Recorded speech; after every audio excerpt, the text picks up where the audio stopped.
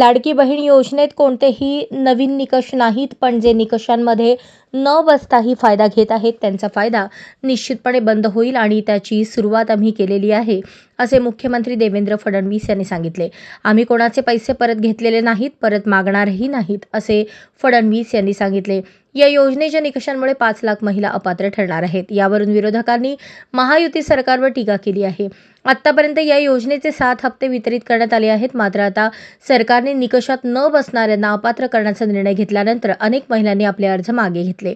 याच संदर्भात फडणवीस यांनी आम्ही कोणाचे पैसे परत घेतलेले नाहीत, परत मागणारही नाही, असे म्हटले आहे.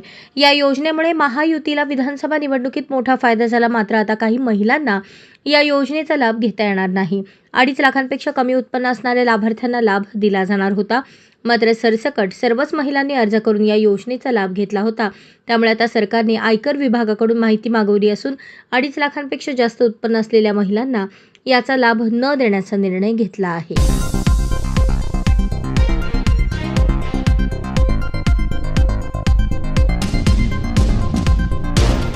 सध्या कोणत्याही लक्षणांशिवाय हृदयविकाराचा झटका येतो आणि मृत्यू ओढवतो. लग्नातील एका व्हिडिओमुळे चिंता व्यक्त केली जात आहे. परिणीता नावाची तरुणी आपल्या बहिणीच्या संगीत सोहळ्यात स्टेजवर डान्स करत होती. यासाठी ती मध्य प्रदेशातील विदिशा येथे आली होती. ही घटना शनिवारी रात्री उशिरा घडल्याची माहिती आहे. ती स्टेजवर आनंदाने नाचत होती. मात्र नाचता नाचता ती अचानक खाली कोसळली आणि बेशुद्ध झाली. या तरुणीला डान्स करत असताना हृदयविकाराचा झटका आल्याची माहिती मिळत आहे. मिळालेल्या माहितीनुसार लग्न सोहळ्यात उपस्थित नातेवाईकांपैकी एक जण डॉक्टर होते.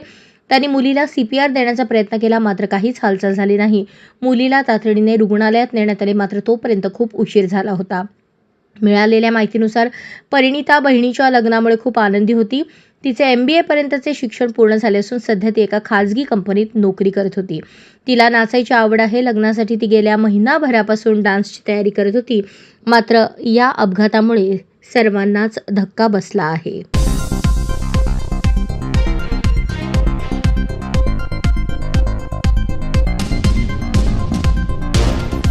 अक्कलकोट येथील प्रतिष्ठित शिक्षण संस्था मंगरुळे प्रशालेचा वादग्रस्त मुख्याध्यापक नंदाजी कदम यांनी 26 जानेवारी रोजी अल्पवयीन मुलींपुढे प्रजासत्ताक दिनाचे महत्त्व न सांगता सरकार मुलं कसे पैदा करते असे अश्लील स्वरूपाचे बालमनावर संकोच उत्पन्न करणारे, लज्जा निर्माण करणारे खालच्या पातळीचे जोक सांगून संपूर्ण पालकांसमोर अल्पवयीन मुलींवर तोंड लपवण्याची पाळी आणली.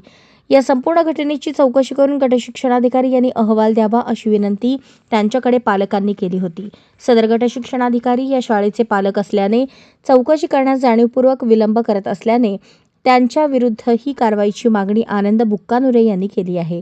यामध्ये प्रजासत्ताक दिनी उपस्थित असलेले शिक्षक, पालक, विद्यार्थिनी यांचे जबाब नोंदवण्याची विनंती केली. मंगरुळे प्रशालेच्या अनेक पालकांनी या गंभीर घटनेची दखल घेण्याची विनंती चेअरमन प्रभाकर कोरे यांच्याकडे केली. प्रतिष्ठित संस्थेत अशा वादग्रस्त मुख्याध्यापकाची आर्थिक मांडवलीद्वारे नेमणूक करून शाळेचे भवितव्य अंधकारमय बनवले असून पालकांनी जून नंतर आपल्या पाल्यांना शाळेतून काढून घेण्याची लेखी तक्रार चेअरमन प्रभाकर कोरे यांच्याकडे केली आहे. आठवडाभरात या गंभीर घटनेची निष्पक्ष चौकशी न झाल्यास उग्र आंदोलन शिवसेनेच्या वतीने करण्याचे लेखी पत्र नायब तहसीलदार पवार यांना भेटून दिले. अनपेक्षित आणि शिक्षण क्षेत्राला लज्जास्पद वाटेल असे कृत्य करणाऱ्या मुख्याध्यापकावर संस्था कडक कारवाई करेल अशी खात्री बुक्कानुरे यांनी व्यक्त केली. तहसीलदारांना निवेदन देताना विधानसभा संघटक शरण सुरवसे, तालुका प्रसिद्धी प्रमुख सिद्धराम गुब्बाड, मल्लीनाथ अरवतकल, अल्पसंख्याक संघटक मोहम्मद पठाण, महंतेश हत्तुरे, आदित्य हिबारे यांच्यासह पालकवर्ग मोठ्या संख्येने उपस्थित होता. अक्कलकोट तालुक्यात लहान मुलीसमोर मंगरुळे प्रशालयामध्ये महिलांना, या लहान मुलांना लज्जास्पद वाटण्यासारखे प्राध्यापकांनी अतिशय जोक सांगून सर्वसामान्य लहान मुलांना लज्जा वाटण्यासारखे कृत्य केले आहे. त्या गोष्टीचा आम्ही शिवसेना उद्धव बाळासाहेब ठाकरे पक्षाच्या वतीने, अक्कलकोट तालुका रहिवासीच्या वतीने मी जाहीर निषेध व्यक्त करतो. या संबंधित मुख्याध्यापका नराधमावरती आपण तात्काळ कडक कारवाई करावी ही मी विनंती करतो. त्याचप्रकारे अक्कलकोट तालुक्यातील गेल्या आपण महिनाभरापासून आपण बघतोय शेतकऱ्यावरती अतिशय अन्याय होत आहे. तुरीचा भाव शासनाचा 7,500 रुपये असताना पण प्रॅक्टिकली 5,500, 6,000 या प्रकारे शेतकऱ्याची क्रूर थट्टा करत आहेत.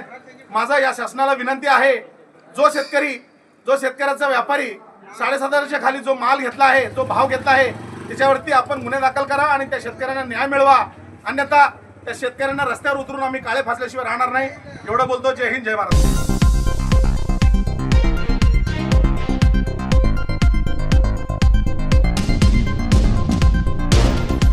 आज रोजी संसदीय अधिवेशनादरम्यान सोलापूरच्या खासदार प्रणिती सुशीलकुमार शिंदे यांनी मनरेगा योजनेचे सर्व सार्वजनिक कामे थांबवण्याचा महाराष्ट्र मनरेगा शासनाच्या अलीकडील आदेशावर आवाज उठवला. या निर्णयामुळे पाणंद रस्ते, शेतकऱ्यांना त्यांच्या शेतात प्रवेश देणारे आवश्यक रस्ते, ग्रामीण भागातील रस्ते, तलाव, नाल्यातील रस्ते ही सर्व कामे बंद आहेत. त्यामुळे ग्रामीण भागातील नागरिकांना मोठा त्रास होत आहे. त्यामुळे ही कामे ताबडतोब सुरू करण्यात यावीत. या योजनेचा निधी इतरत्र वळवू नये. सत्ताधाऱ्यांकडून निवडणूक जिंकण्यासाठी निधी इतरत्र वळवल्यामुळे मनरेगा योजनेअंतर्गत 100 दिवसांपर्यंतची मजुरी केंद्र शासनाकडून प्राप्त होणाऱ्या निधीतून आणि 100 दिवसांच्या वरील मजुरी राज्य शासनाच्या निधीतून दिली जाणाऱ्या मजुरीची निधी गेल्या 2 महिन्यांपासून दिलेली नाही, ही अतिशय चिंताजनक बाब आहे. त्यामुळे महाराष्ट्र शासनाच्या या आदेशाला स्थगिती मिळावी अशी मागणी केली. मैडम, महाराष्ट्र गवर्नमेंट ने दिसंबर 13 को एक जीआर निकाला जहाँ पे उन्होंने कहा कि जितने भी सार्वजनिक काम हैं, रस्तों के हो, चाहे ड्रेनेज के हो, कहीं नालों के हो, वो तुरंत स्थगित होने चाहिए, रद्द होने चाहिए, रुकने चाहिए, क्योंकि पेंडिंग कामें पहले की बहुत थी, लेकिन इसके वजह से जो गांव के रास्ते, पूरे महाराष्ट्र का इशू है और सारे एमपीज मुझसे सहमत। माननीय सदस्य, विषय क्या है आपका? सार्वजनिक कामों का जो जीआर है वो नो मनरेगा आपने जो यहाँ विषय दिया है मनरेगा से संबंधित है। नरेगा का ही है मैम, नरेगा का ही है। जो नरेगा के काम है, सार्वजनिक काम है नरेगा के, वो रुकवाए गए हैं महाराष्ट्र शासन की तरफ से, और जो जितने भी सार्वजनिक काम है रस्तों के, वो बंद किए गए हैं, जिसके वजह से दिसंबर से महाराष्ट्र में एक भी रास्ते का काम नहीं हुआ है। जो खेत को खेत से जुड़ने वाले रास्ते हैं, गांव को गांव से जुड़ने वाले रास्ते हैं, रिवर के ऊपर के रास्ते हैं, नाले के ऊपर के रास्ते हैं, सब महाराष्ट्र में बंद है दिसंबर 13 ने, क्योंकि गवर्नमेंट ने ये जीआर निकाला है। और महाराष्ट्र गवर्नमेंट में 100 दिन के जो नरेगा के जो काम है, उसका जो पेमेंट है केंद्र शासन से, वो भी 2 महीनों से बंद है। 100 दिन का पेमेंट केंद्र शासन का जो है वो बंद है। 100 दिन के ऊपर जब 20 दिन लगते हैं, 15 दिन लगते हैं, उसका भी जो स्टेट गवर्नमेंट का पेमेंट है वो पिछले 2-3 महीनों से नहीं आया है। मेरे मन में सवाल ये आता है, क्या ये पैसे कहीं और डाइवर्ट किए गए हैं कोई और योजना के लिए, क्योंकि इलेक्शन जीतना चाहते थे? ये सवाल है, क्योंकि अगर गांव में रास्ते का काम नहीं हो रहा और उसके लिए जीआर आया है कि सारे काम बंद होने चाहिए, तो ये चिंताजनक चीज़ है। और मैं आपके माध्यम में से सरकार को कहना चाहती हूँ कि ये जो जीआर है उसके ऊपर आप तुरंत स्टे लाए, ताकि महाराष्ट्र में जितने भी पानन रास्ते, जिसको हम पानन रास्ते कहते हैं, सार्वजनिक कामें शुरू हो, तुरंत ये जीआर को स्थगिति मिलनी चाहिए। ऐसे मैं आपके द्वारा निवेदन करती हूँ।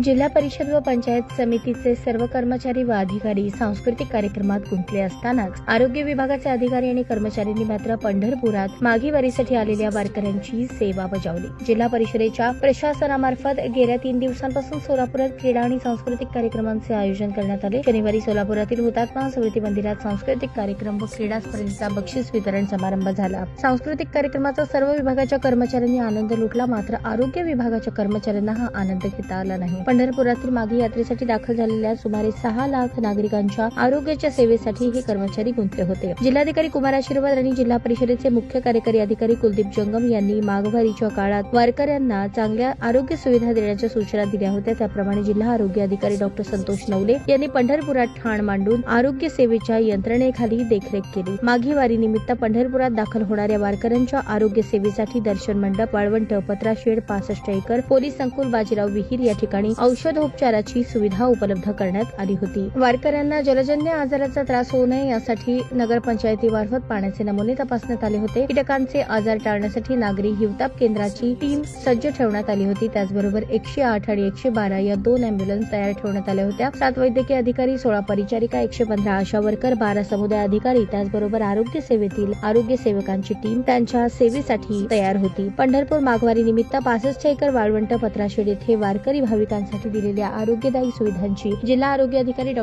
संतोष नवले, तालुका आरोग्य अधिकारी डॉ. एकनाथ बोधले यांनी भेट देऊन पाहणी केली. तसेच आरोग्य कर्मचाऱ्यांना सूचनापर मार्गदर्शन केले. जिल्हा परिषदेची आरोग्य आणि नगरपालिकेची यंत्रणा कार्यरत असल्याने वारकऱ्यांना आरोग्याचा त्रास जाणवला नाही. आरोग्य विभागाने केलेल्या सुविधांचा अनेक वारकऱ्यांनी लाभ घेतला.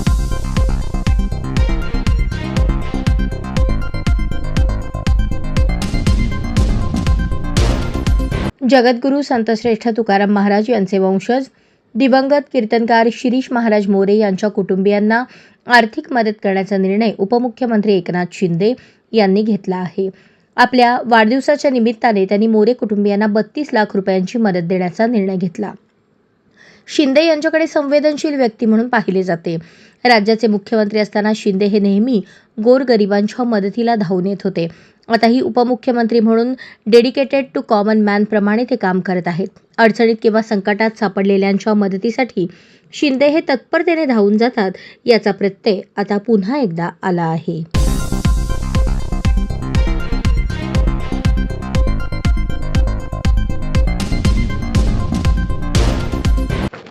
गेल्या काही दिवसांपासून पहाटेचा गारठा कमी झाला आहे. हवेत हलका गारवा असून थंडी गायब झाली आहे. उन्हाळ्याची चाहूल लागली आहे. राज्यभर कोरडे आणि शुष्क वारे वाहत आहेत. त्यामुळे उन्हाच्या झळांचा चटका बसत आहे. येत्या 4 दिवसात राज्यात नागरिकांना प्रचंड उकाडा जाणवेल अशी माहिती हवामान विभागाने दिली आहे. सोलापूरसह राज्यात उन्हाळ्याचा पारा वाढत आहे. काही ठिकाणी तापमान 40 अंशांच्या आसपास पोहोचले आहे. काही जिल्ह्यांमध्ये थंडी सौम्य स्वरूपात जाणवत आहे. तरी उन्हाचा चटकाही बसण्यास सुरुवात झाली आहे. हवामान विभागाच्या अंदाजानुसार कोकण, मध्य महाराष्ट्र, मराठवाड्यात 4 दिवसांमध्ये तापमान 3 ते 4 अंशांनी वाढू शकते. बहुतांशी ठिकाणी हवामान कोरडे राहणार असून उष्णता वाढणार आहे.